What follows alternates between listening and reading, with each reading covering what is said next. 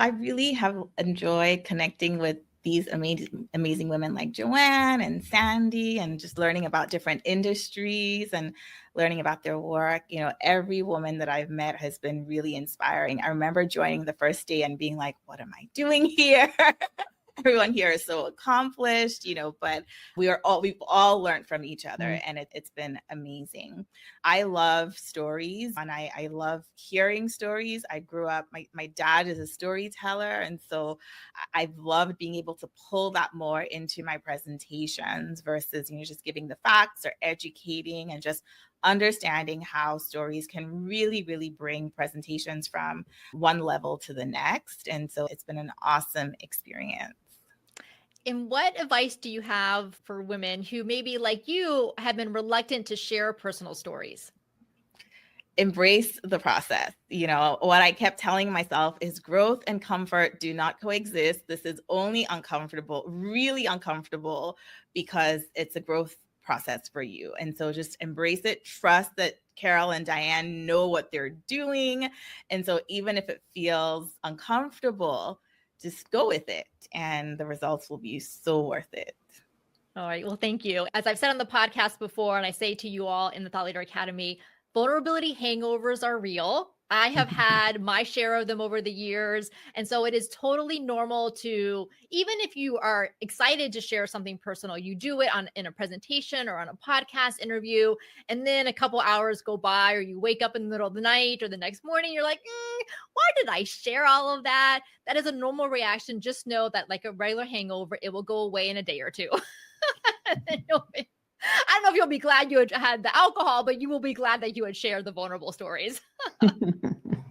All right, Sandy, what about you? What has your experience been like with us in the Thought Leader Academy? What insights do you have to share? It's been a great experience every week, learning just what all of the other women are sharing and what happens in their lives, and different insights has just been a great collaborative experience.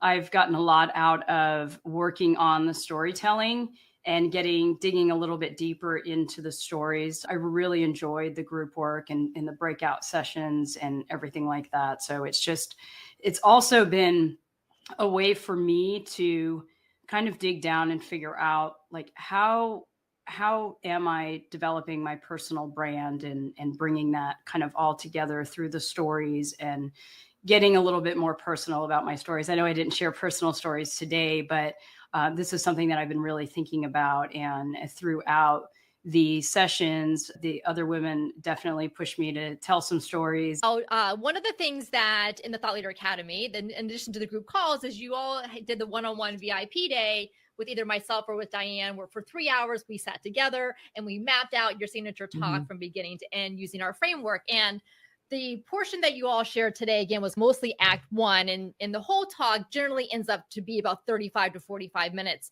In total, of course, you can expand it or contract it as needed. So, Joanne, let me ask you about that.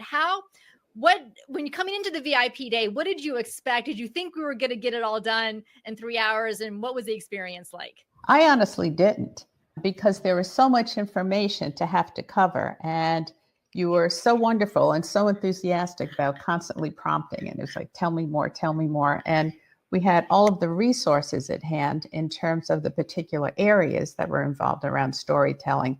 But just the fact that you were able to guide us throughout the whole process and give us all of the pieces, actually bring the pieces out that we can utilize in the presentation, was unbelievable. That by the time we got to the end, and when I looked at my storyboard, I was really surprised that you managed to fit it all in. Yes. And that's because, as I always say, Diane and I sit in the shoes of the audience. So we're imagining your audience as close to your ideal audience as possible. What questions would we have as you're sharing something? What else would we want to know? Or is there something we would need to know first in order for the next thing to make sense? And how would we as the audience buy into what you're sharing, your thought leadership, like the bigger point? Like, we need to buy into it. How can you get us to buy in? So that's what we think about as we're asking you questions. Yewande, what about you? You did your VIP day with Diane. What was that like? I remember when we actually started, I'm like, Dan, I have no idea where this is going. So I'm in your hands.